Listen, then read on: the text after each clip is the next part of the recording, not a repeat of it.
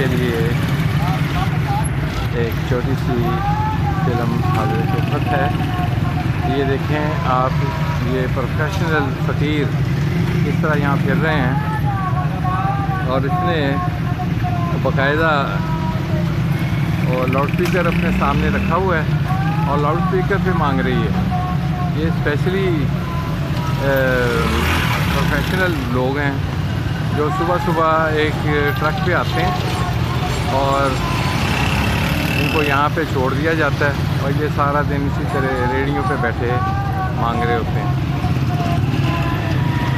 ये अक्सा रोड है। अक्सा रोड में रौनक आप देख रहे हैं। अभी मैंने इन साहिब से बनियान ख़रीदी है। माशाल्लाह बड़े अखलाक के मालिक हैं और डीलिंग इनकी बहुत अच्छी है। मुझे इनसे चीज़ें लेके खुशी हुई।